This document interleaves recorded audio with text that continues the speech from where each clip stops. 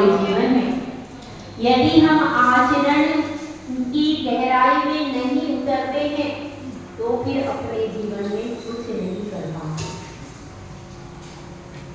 असफलता कई बार हाथ में आती है।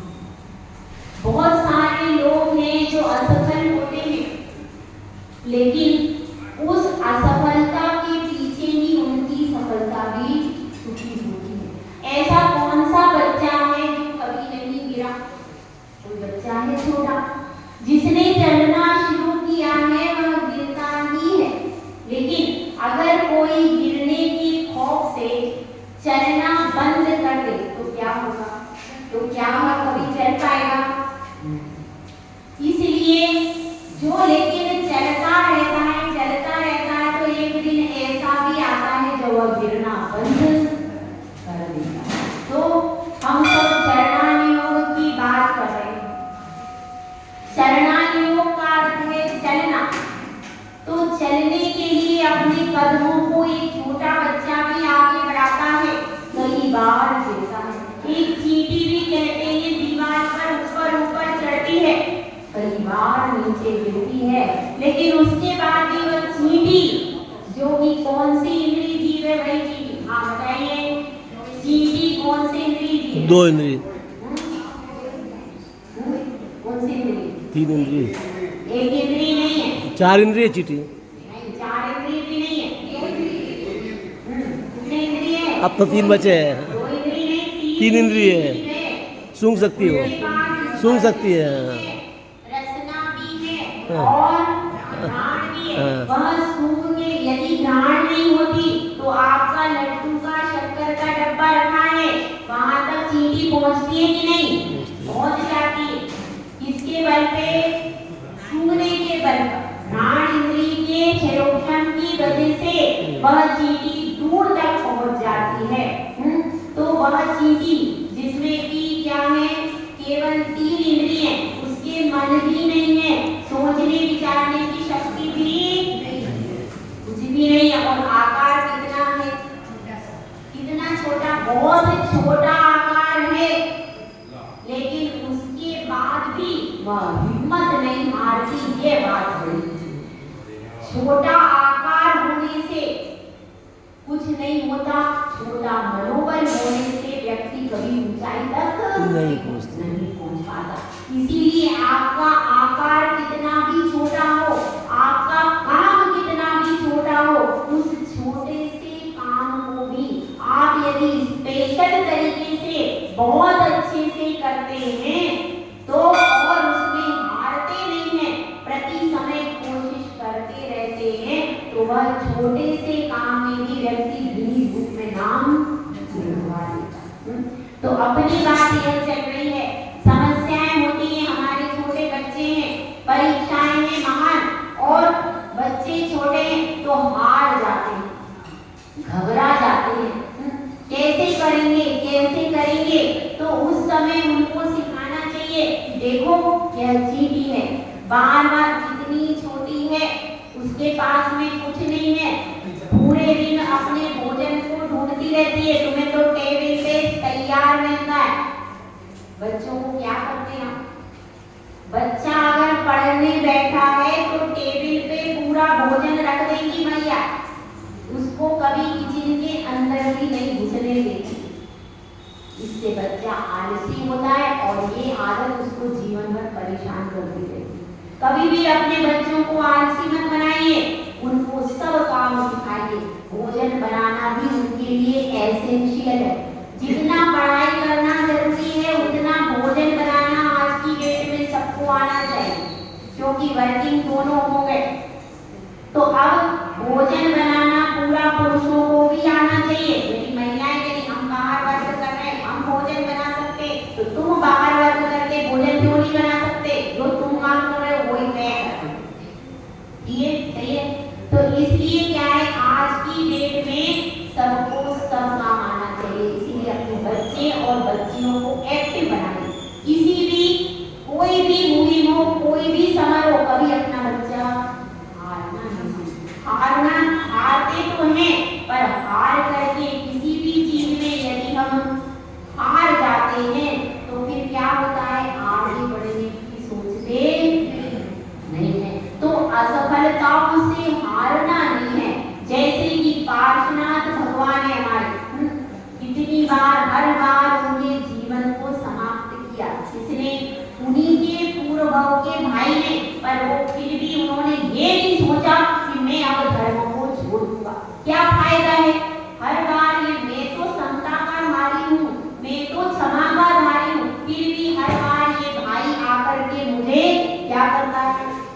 परेशान करता है। मैं हर बार सही रास्ते पर चलता हूँ, लेकिन हर बार मुझे मौत के मुंह में गिरा देता है। ऐसा काम तो फिर भी उन्होंने ये नहीं सोचा, क्या नहीं सोचा कि मैं अब क्षमा का मार्ग छोड़ दूं, मैं अब समता का रास्ता छोड़ दूं। सोचा क्या ऐसा? तो इस समता और क्षमा धर्म से ही वे सफलता के ऊंचे सोपान चढ़ते रहे, ऊंचे आगे बढ़ते चले गए, और जो उनको गिरा रहा था वह स्वयं ही गिर के नष्ट हो गया। इसलिए यह सोचना है कि असफलता हो जाती है, उसमें कभी हारना नहीं। कहां से सीखना है? सबसे बड़ा उदाहरण है चिंतामणि पार्श्वनाथ भगवान। देख लीजिए अपने तीर्थंकरों के 10 भव देख लीजिए। जो बच्चे हार जाते हैं उनको तीर्थंकरों के 10 भव सुनाओ। स्वाध्याय हर समय काम आता है। स्वाध्याय कभी भी आपके बच्चे आज हार रहे, क्यों हार रहे? क्योंकि उन्होंने स्वाध्याय नहीं किया। यदि बच्चे स्वाध्याय वाले होंगे तो स्वाध्याय संबल देता है, धैर्य देता है और साहस देता है। ऐसा हमारा चरण योग का स्वाध्याय जो कि क्या करता है? आगे बढ़ना सिखाता है। क्योंकि आगे आगे हमारे गुरु हैं। कौन है आगे? जो आचार्यों ने लिखा है उसी के ऊपर चलना है, अपने मन से कुछ नहीं करना। यहाँ तो तैयार भोजन रख दिया है आचार्यों ने लिख कर। अब तैयार भोजन आपकी प्लेट में रखा है और आप नहीं खाओ तो बुद्धिमान कौन होगा? कौन बुद्धिमान है? बुद्धिमान। तो तैयार करके जिनवाणी रख दी है। भैया देखो, आपने एक भी शास्त्र लिखा नहीं, इतने सारे शास्त्र, अभी भी बहुत से शास्त्र है। अभी भी कोई मुनि अगर जीवन भर पढ़े तो भी अपने शास्त्र खत्म नहीं होते। और एक बार में ऐसे ऐसे सिद्धांत शास्त्र हैं कि पढ़ने के बाद भी जितनी बार पढ़ो उतनी बार नया नया अमृत निकलता है। अमृत की कहानी है हमारे शास्त्र। तो अपनी चर्चा चल रही है चरणान्यों पर कि गिरने के बाद भी साहस को आगे बढ़ाता है। वह व्यक्ति हर कार्य में, हर परीक्षा में सफल होता है। तो बंधुओं, यह जीवन भी एक परीक्षा है कि नहीं? यह जीवन भी एक परीक्षा है और इस परीक्षा में हम कई बार जलते, कई बार मन से विचलित होते, कई बार लगता है भैया संसार में कुछ नहीं है, बहुत बुरे हम फंस गए, क्या करें? कई बार धन की कमी होती है, कई बार रोग लग जाता है, कितनी बार हम हारते। लेकिन हारने के बाद भी जो अपना मनोबल बनाए रखता है वह क्या करता है? वह जीवन में सफलता के सोपान को चढ़ जाता है। तो इसलिए अपने को जिनवाणी का स्वाध्याय जरूरी है। चरणान्योग पढ़ करके समझो कि कैसे चढ़े, कैसे चले, किस प्रकार से चले, किस प्रकार से आगे बढ़े। तो अपन आज से रत्न कर्ण शावकाचार का स्वाध्याय शुरू करेंगे और 28 तारीख को वहाँ से कुछ किताबें भी आ जाएंगी जो हमने पिछले बार तीसरा चतुर्मास से हमने स्वाध्याय करवाया है, 150 का है उसकी। तो वो किताबें आ जाएंगी तो उन किताबों से भी आपका स्वाध्याय रेगुलर होगा। आज अपने मंगलाचरण के ऊपर पढ़ेंगे। तो सबसे पहले अपन इस ग्रंथ का नाम जान लें। इस ग्रंथ का नाम है रत्नकर्ण शावकाचार। क्या नाम है? रत्नकर्ण शावकाचार। नाम का अर्थ देखते हैं। रत्न का अर्थ क्या होता है? रत्न तो आप जानते हैं बहुमूल्य होता है। कर्ण का अर्थ होता है पिटारा। ठीक है, तो जिस पिटारे में रत्न रखे हुए हैं ऐसा श्रावकों का आचार का वर्णन करने वाला ग्रंथ क्या हुआ? रत्न का रत्नकर्ण शावकाचार। और अपन उसका भी हाथ जोड़ करके मंगलाचरण करेंगे। आपके इसमें मोबाइल में अगर किसी को लेना हो तो उनके पास में सेंड कर देना। नमः श्री वर्धमानाय, नमः श्री वर्धमानाय, निर्धूत कल्यात्मने, निर्धूत कल्यात्मने, सालोकानां सायोकानां त्रिलोकानां यद विद्या दर्पणायते यत विद्या दर्पणामदे। यह मंगलाचरण। मंगलाचरण का अर्थ क्या होगा? जो पाप को गलाए और उन्हें वो बड़ा है। मंगल शब्द का क्या है? शुभ पाप नहीं, शुभ तो है ही, लेकिन मंगल शब्द का अर्थ है मम अर्थात पाप, और एक मम का अर्थ पुण्य भी होता है। तो पाप को गलाए और पुण्य को बढ़ाए, पुण्य को लाए, उसको क्या कहते हैं? मंगल। उसको कहते हैं मंगल। और जिसके द्वारा आपका आचरण मंगल हो जाता है, जब आप उसको करते हो तो आपका आचरण भी कैसा हो जाता है? मंगलमय हो जाता है। उसको क्या कहते हैं? मंगलाचरण। और जब मंगलाचरण करते हैं तो उसमें कितनी बातों का ध्यान रखा जाता है? 4 बातों का भी ध्यान रखा जाता है और 6 बातों का भी, 6 हेतुओं के कारण करते हैं।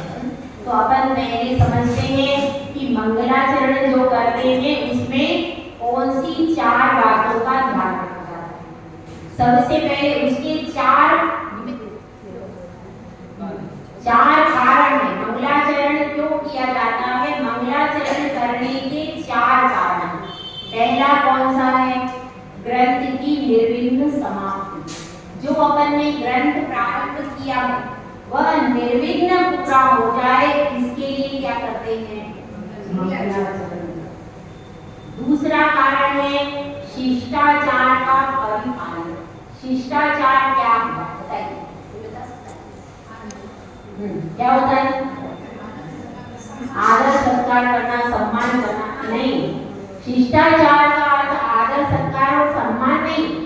शिष्टाचार का अर्थ है जो अपने से बड़े हैं उनके प्रति आदर का भाव रखना, और जो अपने से छोटे हैं उनके प्रति यथायोग्य भाव रखना। मेन बात यह है कि आपके वचन, आपका आचरण ऐसा होना चाहिए कि सभा में उससे कोई हास्य का पात्र न बने और कोई विरूपता ना। तो आपका आचरण सभ्यता जिसको कहते हैं, तो उसको क्या कहते हैं? शिष्टाचार। तो शिष्टाचार का शिष्ट व्यक्ति कैसा होता है? सबसे पहले पूज्य पुरुषों का आदर करने वाला। सबसे पहले जैसे कि बेटे की बहुत बड़ी फैक्ट्री थी, बहुत सारा लाभ हो गया। अब जो अच्छा बेटा होगा, सज्जन बेटा होगा, वो क्या करेगा? पिताजी के चरण छू करके कहेगा, पिताजी आपके आशीर्वाद से यह आज मुझे इतना बड़ा। और कोई अशिष्ट बेटा होगा, वो क्या सोचेगा? पिताजी दिन भर घर पर बैठे खाट तोड़ते रहते, उन्हें क्या किया? सब कुछ मैंने। वो भी दूसरा सज्जन बेटा वो क्या सोच रहा है? वह जान रहा है कि देखो भले ही पिताजी घर में बैठे हैं पर बड़ों का आशीर्वाद बहुत बड़ी चीज हुआ करती, और घर की कम से कम सुरक्षा तो है कि वो आज बैठे, नहीं तो घर की भी सुरक्षा नहीं होती। तो इस तरह से भले ही आपके माता पिताजी ने आपको आज करके नहीं दिया, पर आप ये बताइए बचपन से लेकर के आपने जब तक पढ़ाई की तब तक आपको कहाँ से किसने दिया? किसने दिया? तो उसका हिसाब किताब कहाँ लगेगा? उतने सालों का भी हिसाब किताब। मैं तो समझती हूँ आजकल माता पिता को जब से बच्चा जन्म होता है, गर्भ में आता है, तब से लेकर के और जब तक वह उसकी पढ़ाई होती है, जब तक वो जॉब के पैसे लाकर नहीं लेता, हिसाब किताब बना लेना चाहिए, ताकि जब वह बड़ा होने के बाद आपको कुछ कहे तो उसको चिट्ठा दिखा दे, ये है बैलेंस, इतना पूरा कर ले, उसके बाद आ जाए। आजकल का जमाना, ठीक है। तो अब क्या बात चल रही है? वह श्रेष्ठ व्यक्ति जो कि माता पिता के साथ, जो बहू है, बहू के घर में कोई बात होती है, कुछ मिलता है, उसको जन्मदिन होता है, तो सबसे पहले क्या करना? पार्टी बुक करो, होटल बुक करो, वहाँ जाएंगे, वहाँ सहेलियों के साथ जाएंगे, ये सब नहीं अपना कल्चर। सबसे पहले आकर के सास ससुर के चरण छुओ और आशीर्वाद लो कि आपकी आज हमारा जन्मदिन, और घर में ही सबसे पहले उनको मिष्ठान खिलाओ। किसको? अपने माता पिता को। नहीं, हम तो कहाँ मिष्ठान खिलाते हैं? अजैन को, दूसरी दूसर जात को जो कि बैठने लायक नहीं है, उनको जा उनका बना हुआ भोजन करते हैं, होटल में खाते हैं। वैसी भोजन कैंसर युक्त भोजन को खाते वहाँ पर जाके, और अपने माता पिता को तो भूखा ही छोड़ देते। अरे घर में कौन बनाएगा, कौन मेहनत करेगा? वहाँ बाजार से लाते हैं और उसमें विषाक्त भोजन अपने परिवार खुद भी खाते हैं और उनको भी खिलाते हैं। और माता पिता तो कहते हैं हम तो ऐसा बाजार का नहीं खाते, तो उनको तो कुछ मिलता नहीं। यह सब उचित मार्ग नहीं है। शिष्टाचार तो यही कहता है, आप घर में बनाइए, शुद्ध बनाइए, और तभी वही जन्मदिन सार्थक है। क्योंकि आपका कुल कहाँ जन्म हुआ है? जिन कुल में जन्म। इसको कहते हैं शिष्टाचार। जैनाचार का अलग है। जैन कुल का जो आचार है वह यही कहता है कि आपको शुद्ध सात्विक जीवन जीना चाहिए। वह क्या है? हमारा ये जैनों का कुलाचार। तो जैनों के कुलाचार का जो पालन करता है वह शिष्टाचार माना जाता है। तो इसमें शिष्टाचार का परिपालन करने के लिए अपने से सबसे बड़े कौन है? भगवान है, आचार्य है। तो सबसे पहले कोई भी ग्रंथ लिखेगा तो सबसे पहले किसकी वंदना करेंगे? आचार्य पंच परमेश्वर की वंदना करेंगे। तो यहाँ पर भी उन्होंने मंगलाचरण क्यों करते हैं? कि शिष्टाचार का परिपालन। तीसरा है पुण्य की प्राप्ति। जो भी शास्त्र लिखते हैं उससे पुण्य की प्राप्ति हो। अब आप कहोगे भैया आचार्यों को पुण्य की क्या जरूरत है? वो तो पुण्य पाप क्षय करने के लिए दीक्षा ली है, पुण्य की क्या जरूरत है?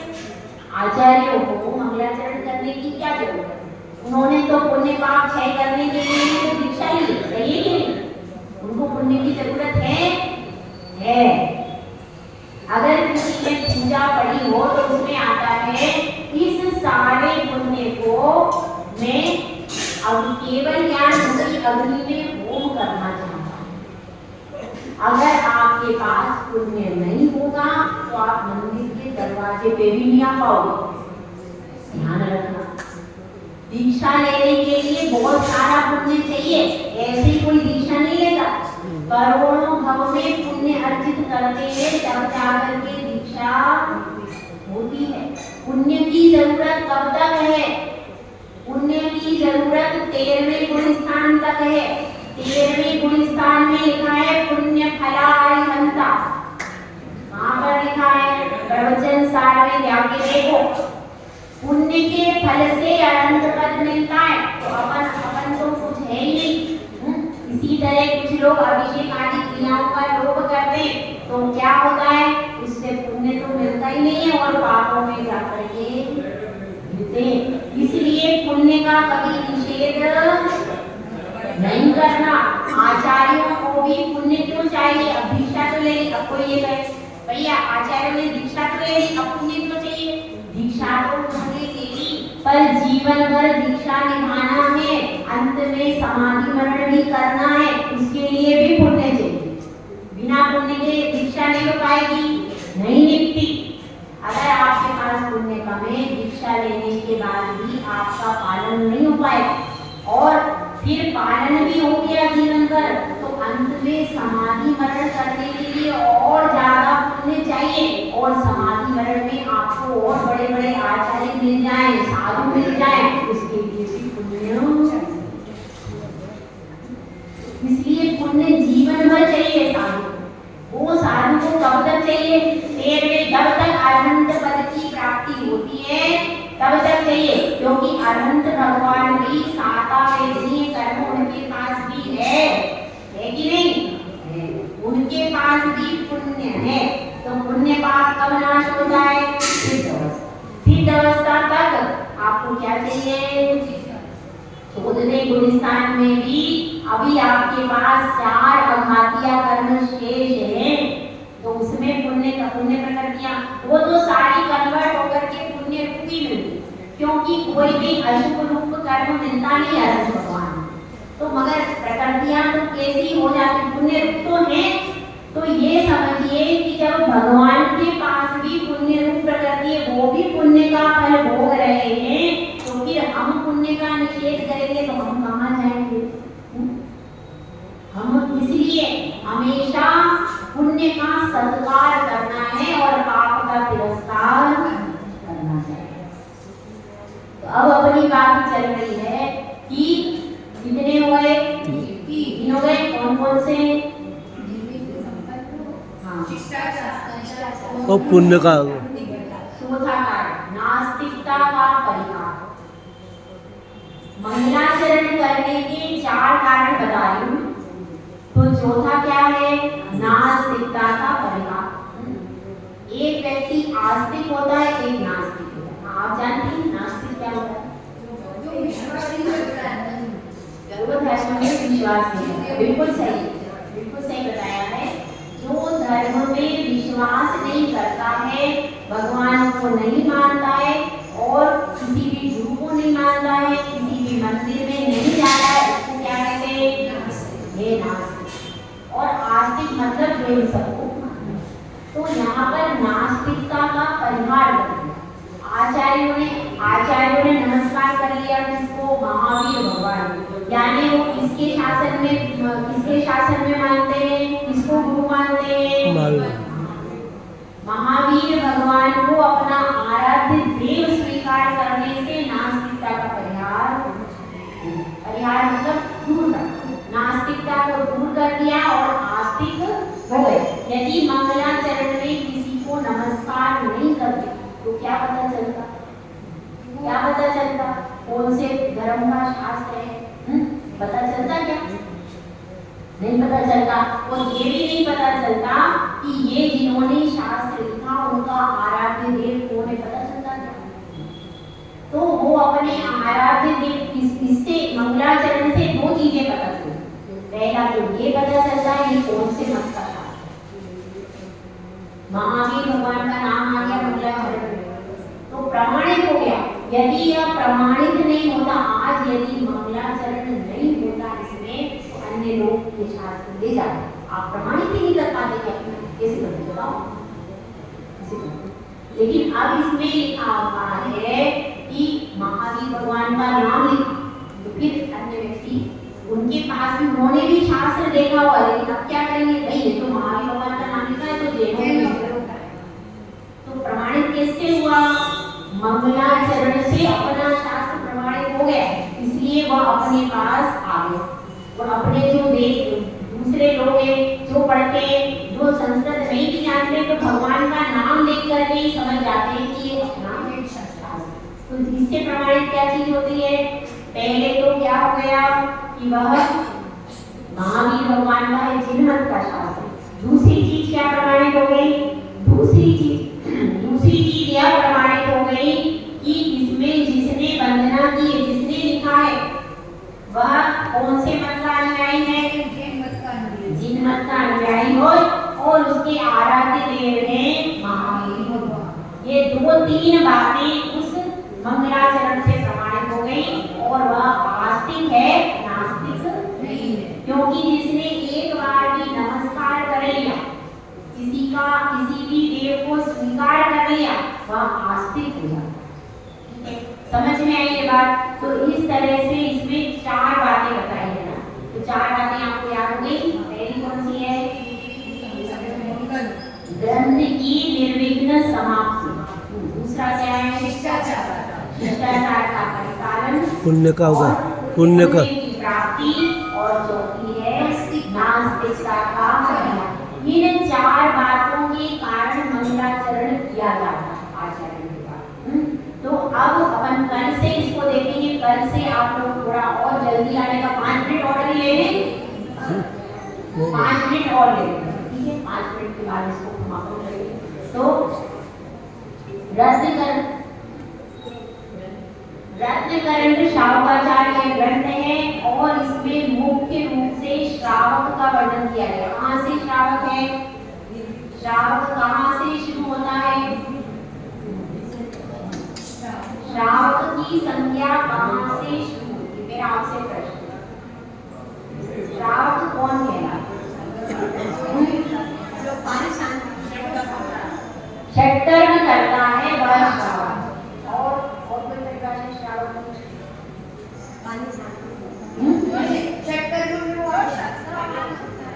श्रद्धावान होता है वह श्रावक। विवेकवान होता है वह श्रावक। क्रियावान होता है वह श्रावक। और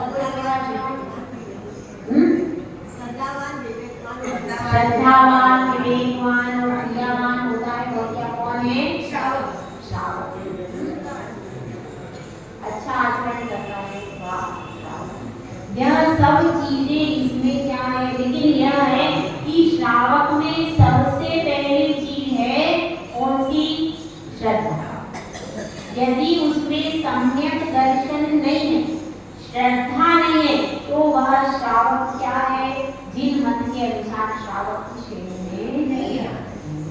सबसे पहली चीज क्या है कि वह सच्चे देव शास्त्रों का भक्त। उसके बाद फिर उसकी सारी क्रियाएं चालू। यदि वह जिन शासन का भक्त नहीं तो कितना ही वो एक समय खा रहा है, कितना ही कोई भी क्रिया कर रहा है, तो लेकिन वह श्रावक की श्रेणी में ये ध्यान रखो। यह श्रावक शब्द केवल जिन शासन में ही आता और कहीं भी दूसरे शासन में नहीं आता है। अपन दूसरे लोगों को भी अपने साथ में बैठा लेते हैं, कह लेते हैं भाई उनके भी तो इतने उपास करते, उनके भी तो इतने करते, मगर वह श्रावक नहीं है। सबसे पहले तो आपको यहाँ पर देवशास्त्र के चरणों में नमस्कार करना पड़ेगा, उसके बाद ही आपकी संज्ञा क्या बनेगी? श्रावक की संज्ञा बनेगी। ठीक है, तो इस प्रकार से कल से अपन यह कल देखेंगे कि मंगलाचरण करने के लिए मंगलाचरण में 6 बातों का ध्यान रखना है। जब हम मंगलाचरण करते हुए आप कॉपी पेन भी लेकर के आओ तो कुछ बातें अपने नोट करते चलो। जो लोग समझदार हैं, जिनका मतलब अभी तो नई उम्र है, समझ सकते, वो अगर लिखेंगे तो उसको आगे क्या कर पाएंगे अपन? आगे आपके काम आएगा। आगे आपके लिए जीवन भर उपयोगी चीज है। ये हमारा शास्त्र नहीं, यह सब केवल श्रावकों के लिए, और हम अपना धर्म ज्ञान छोड़ करके आपके लिए सब क्रिया का उपदेश है। तो आप लोगों का क्या कर्तव्य है कि आप लोग डायरी पेन लेकर के आओ, सब चीज को लिख लो जो जरूरी है। बाकी आपके पास बुक आ जाएगी, उसमें हिंदी अर्थ मिल जाएगा। ठीक है, तो वो अपन मंगलाचरण का कल 6 बातों का कौन सा ध्यान रखा जाता है? मंगलाचरण का अर्थ। और अभी आचार्य समंतभद्र स्वामी की कथा भी बहुत अच्छी है। तो आचार्य समंतभद्र स्वामी ने किन परिस्थितियों से गुजरे, कैसे कैसे उन्होंने संघर्ष किया, कैसे शास्त्रों को लिखा और अपने जीवन में फिर वो क्या हुए, पालन करते करते वो भी क्या हुए, पद से नीचे भी आए, पर नीचे आकर के फिर पुनः ऊपर उठ करके और अपने जीवन को ऊपर उठाया। तो जो गिरता है वह बुरा नहीं, गिरता है वह बुरा नहीं, गिरने के बाद जो उठ नहीं पाता, और जो गिरते हुए को देख करके हंसता है। ठीक है, तो इस तरह से हम सबको चरणानियोग के रास्ते चलना है। चरणानियोग का रास्ता है, दूसरा व्यक्ति चल रहा है उसको सहारा देना, स्वयं भी दूसरों को लेकर चलना है और अपने आप को भी। अब आप प्रवचन में आ रहे, आपके अड़ोसी पड़ोसी हैं, आप 1-2 लोगों को अपने साथ लेकर के आओ, उससे क्या होगा? आपको 6% पुण्य अपने आप। उसने सुना, मात्र सुना, यदि उसने सुना भी मन से तो क्या होगा? उसने एक शब्द भी ग्रहण करके उसके जीवन में उसने यूज कर लिया, अब मैं रोज मंदिर जाऊँ, इतना भी उसने क्या होगा? आपको जब जब वो पूरे जीवन भर मंदिर गया, आपको 6% रोज आके आपके खाते में। इसलिए प्रवचन करने आते, प्रवचन के लिए आते हो, एक दो व्यक्तियों को प्रेरणा दो, भले ही वो नहीं आए लेकिन आपका काम तो 6% आपके खाते में आना। और अगर उसने नियम ले लिया और उसने स्वाध्याय सुन करके अपने आगे बढ़ गया, कुछ उसने अच्छा अपने जीवन में कर लिया, तो आपके पास